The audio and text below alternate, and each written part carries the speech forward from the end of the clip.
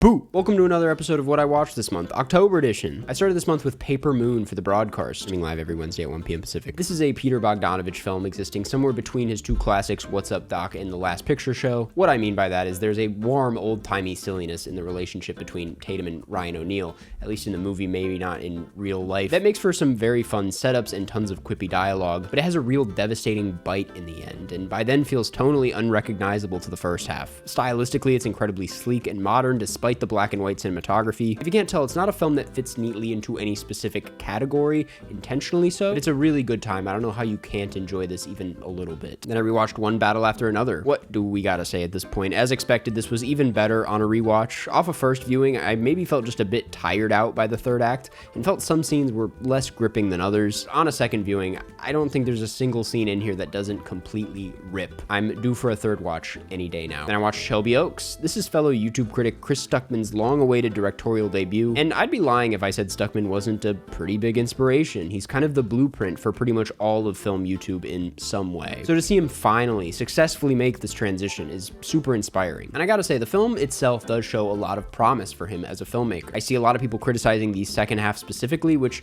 sure, there is kind of every cliche in the book here, but I think Stuckman does have a great sense of pace and tone. There's a long stretch in here with little to no dialogue that actually really pulls off the transition from reality to nightmare. It's moments like that where even if the ideas on screen aren't the most original thing in the world, the execution is there. He builds a pretty interesting atmosphere with this movie. There's room for improvement in the script, which never really got me to properly believe or care about the people in this story. And more than anything, I wish he actually infused more of his own experience with YouTube into this film, specifically in the actual online characters. It feels like a missed opportunity for someone like him who has a really unique perspective being a very famous online figure, especially considering the film could desperately use a bit more personality in that department. But flaws aside, I do think the very existence of this film is something we should not take for granted. It is quite special that something crowdfunded almost entirely by people on the internet is in theaters. That is very exciting stuff, in my opinion. Then I rewatched Grizzly Man. I don't really have much to say about a rewatch for this. I got to pick what to watch for movie night,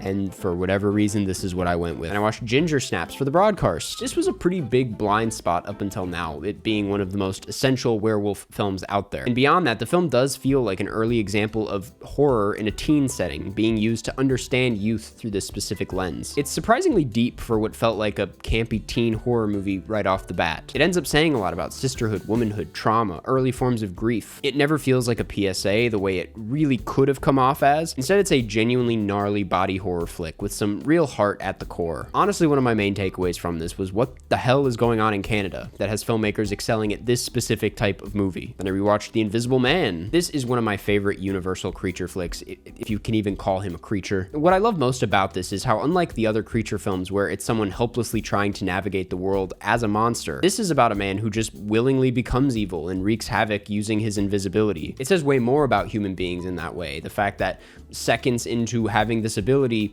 the first thing this guy wants to do is just commit a bunch of crimes. It sets this one apart and makes it both a lot funnier and more disturbing than a lot of those other films. It's a personal favorite of mine. Then I watched The Brood. This is, as far as I know, a Cronenberg essential that, shockingly enough, I didn't know a ton about going into it. Like, I didn't know about the little menaces in this movie, who I have to say were genuinely very scary to look at. That aside, this is kind of middle of the road Cronenberg for me. I have to admit, there doesn't feel like there's as much curiosity for the themes here as there is in his other works, which feel a lot more excited to explore every nook and cranny of their worlds. This is certainly unnerving, and Oliver Reed does deliver a great performance as this strange psychologist, but this was a bit of a sleepy watch, kind of an in one ear, out the other situation. And I watched a bunch of banned movies, including The Devils in the Realm of the Senses, The Human Centipede 2, Battleship Potemkin, a Serbian film, Faces of Death, I Spit on Your Grave, Necromantic, and Brokeback Mountain. As much as I would love to revisit these and talk about them, I don't. If you want to hear me talk about these and go in depth,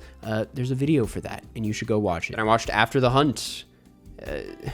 I mean, you guys know me. I'm a big Luca Guadagnino head. Even when he misses the mark a little, there's a lot to admire. But this one, I don't know. This one I just couldn't really get down with. Yes, the production design is gorgeous. It's very lived in. Yes, it's great to see Julia Roberts as always. And Andrew Garfield, weirdly funny for a very unfunny character. But the script what is this script? There's too much philosophy jargon, it lacks cohesion, and it's weirdly condescending. After stewing on it for a couple of weeks, in my memory at least, I consider this a pretty mean-spirited film, and that mean-spiritedness is targeted at both the older and younger generations in the movie. I guess it especially looks that way next to something like One Battle After Another, which feels like it's on a complete opposite side of the spectrum. It's incredibly open-minded and way more productive about its themes. I actually think the drama this pitches itself with, the Me Too of it all, is pretty interesting. I was admittedly hooked for the first act of this, but once it turns into Julia Roberts essentially crashing out in slow motion, only for her to end up feeling mostly unchanged and kind of bitter about the whole thing, I struggled to see what exactly this movie was about.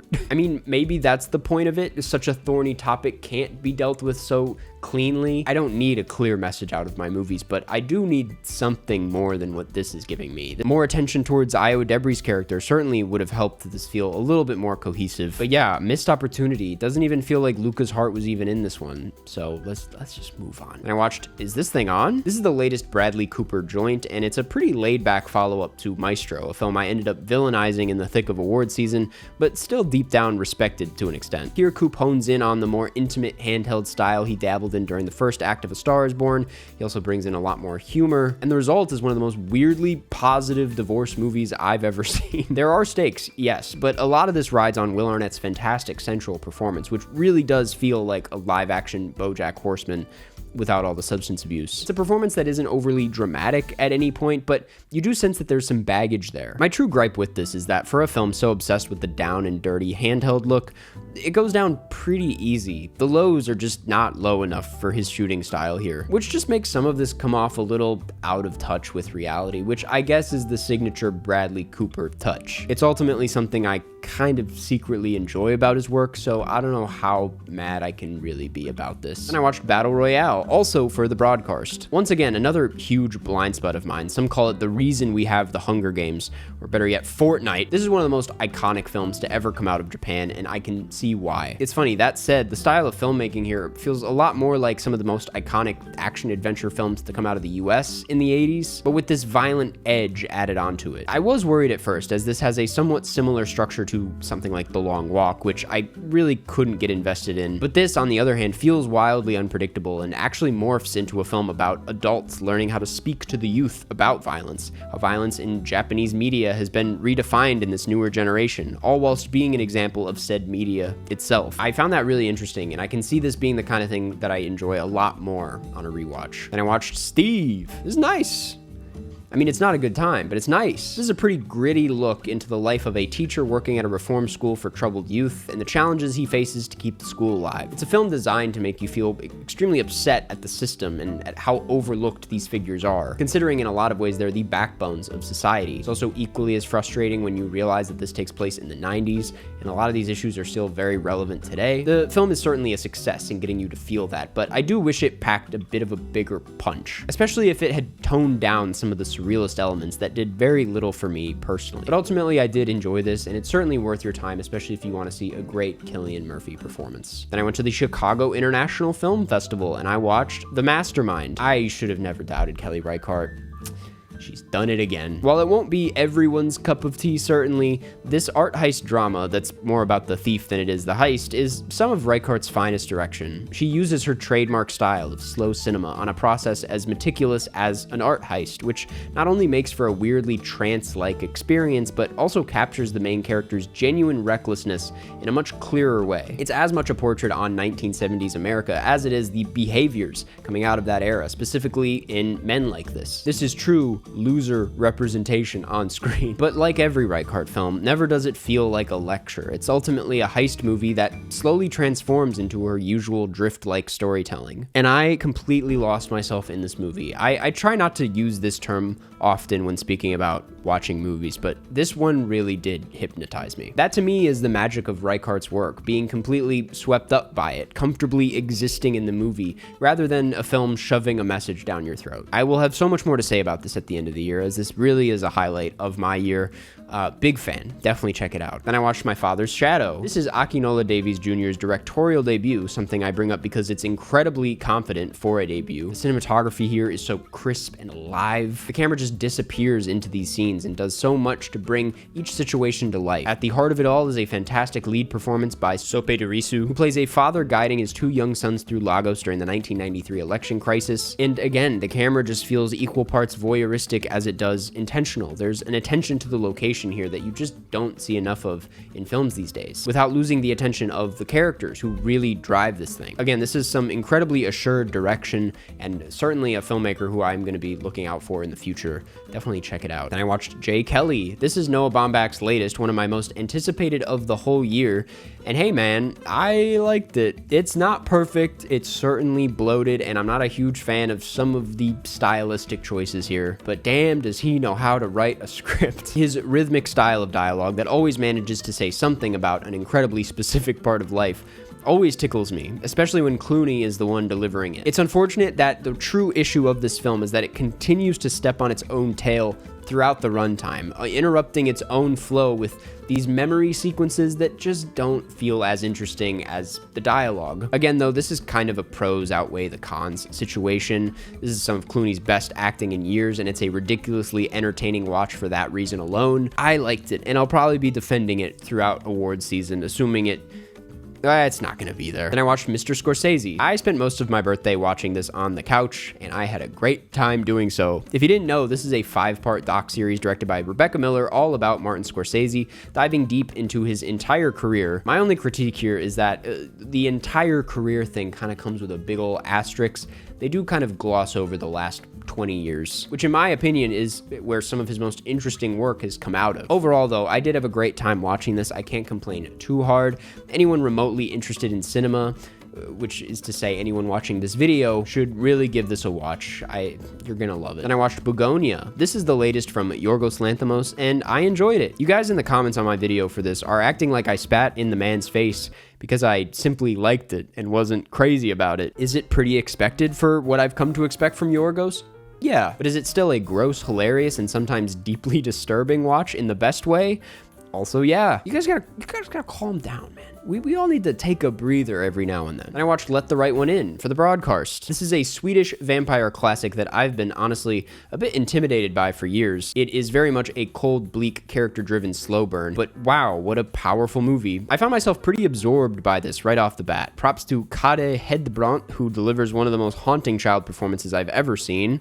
That was also one of the most haunting pronunciations of that name anyone's ever heard. It's also shot by Hoyt van Hoytema. In fact, it was kind of his big break, so unsurprisingly, it's one of the best looking movies you'll ever see. It ultimately feels more like a love story than a horror, and it really succeeds at this combo. I haven't been able to stop thinking about this one. I can see it growing on me with time. And I rewatched The Texas Chainsaw Massacre, one of my favorite horror films of all time. Aesthetically perfect, stomach-churning kills, horrifying screams. Leatherface is one of the best villains to ever do it. The camera's going into all of these weird places, and you don't really know what it's gonna do in any given scene, but every choice works. It's a dizzying watch that only gets worse the longer it goes on. Making it through this movie really does feel like a bit of a mental workout. Feels like an achievement to finish this movie, which is to say it encapsulates everything I love about truly horrifying horror movies. And I watched Father, Mother, Sister, Brother. This is the latest from Jim Jarmusch, one of my favorite filmmakers of all time, and I wasn't crazy about this one. Listen, I like when Jim does his anthology thing, but this one is super hit or miss. The father section is hilarious. The mother act is when the film really figures itself out. Feels like peak Jarmusch. And the sister brother section is just a total dud, a huge swing and a miss. I get that Jarmusch hates shooting car stuff based on what I've heard from the Night on Earth experience, but the green screen here really takes me out. Never didn't. But when this does work, it really rubs off on you. I went out to lunch after this, and I noticed every tiny detail about the lunch. Everything about it felt so loud and significant in some way, which is really what I love about his movies. They open my eyes and ears to the world around me and make me appreciate a lot of the tiny details in life. For that reason, even if it's one of his weaker efforts, anytime a new Jarmusch movie comes out, it's cause for celebration in my eyes. His work is still incredibly refreshing in the world we live in, and at times feels designed to piss off all the right people. It may not be great, but it is certainly worth a watch. Then I rewatched The Silence of the Lambs. This is one of those perfect movies that does not miss a single beat. Anthony Hopkins delivers the greatest screen performances of all time. Jodie Foster delivers probably her best as well. The Howard Shore score is just perfect. The cinematography is just perfect. The writing is just perfect. I feel like we don't need to explain how good Silence of the Lambs is. If you ever need 2 hours to feel like 30 minutes, this is the one. Then I watched A House of Dynamite. This is the latest from Kathryn Bigelow, a pretty long-awaited return from her, I gotta say. If you didn't know, this is a movie about a nuclear missile heading for the US told from 3 different perspectives. It's a film that starts off extremely strong. Bigelow's trademark use of shaky cam and crash zooms lends itself extremely well to this script. It's tense, it's scary, it gets very emotional very quickly, it feels very real. I found that first act utterly riveting and pretty fascinating.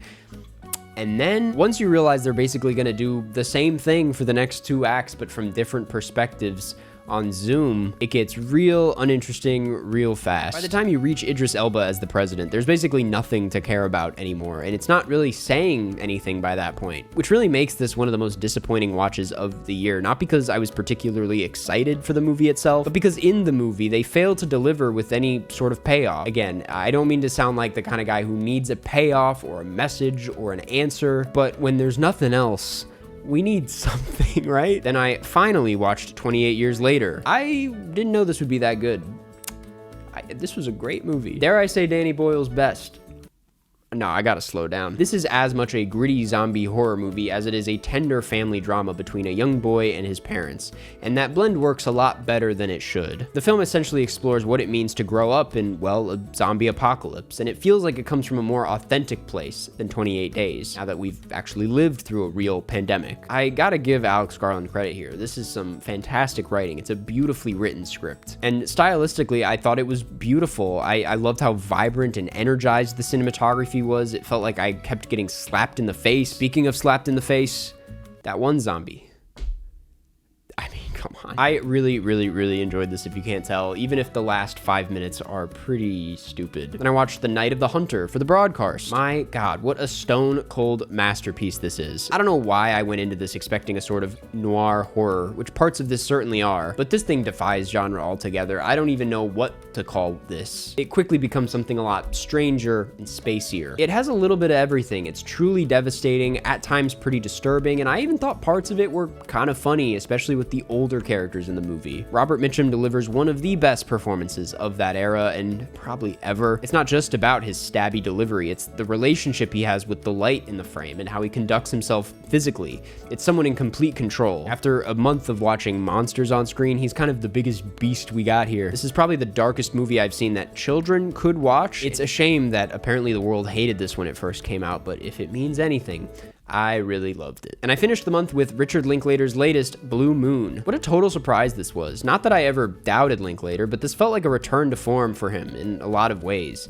at least in this specific form. Great as the script and direction are, this thing is nothing without Ethan Hawke, who delivers what is, in my opinion, an instant contender for career best. It's not often where you can see through the performance that this is a character that means a great deal to the actor. Ethan Hawke is always pretty passionate and committed, don't get me wrong, but this one specifically cuts deep for him, and in my opinion encapsulates everything there is to love about his style of acting. It's very funny, it's very physical, it's loud, it's a bit sloppy, but in nearly every scene here, there's something quietly heartbreaking about this performance that he just gently lets out. I found it very moving. There's been some great Ethan Hawke performances throughout the years, don't get me wrong, but this one feels like his movie. And hey, that's what I watched this month. What did you watch? Let me know. Thanks for watching. Go watch these films and form your own opinions, and if you're looking for something to watch next month, you should really check out this week's sponsor, Mubi. Mubi is a curated streaming service, a place to watch beautiful, interesting, and incredible cinema. From iconic directors to emerging auteurs, there's always something new to discover. With Mubi, each and every film is hand-selected by its team of curators. Discover the best of cinema at your fingertips, streaming anytime, anywhere. One of my favorite movies of this month was The Mastermind, which is a Mubi release. It's one of Kelly Reichardt's finest. It's one of the most interesting heist movies you can find. Both reflective and inventive, The Mastermind follows a man, Josh O'Connor, in an unmissable performance with a full foolproof plan. Or so he thinks, until the plan goes wrong and his life unravels in the aftermath. Set on the brink of the 1970s, this can highlight blends poetry and irony to play with expectation at every turn, in the process prompting us to consider our own choices, our own world, and the true cost of independence. It's playing in select theaters right now, and trust me, it is not one you're going to want to miss. You can try Mubi free for 30 days at mubi.com/Karsten. That's mubi.com/Karsten for a whole month of amazing cinema for free.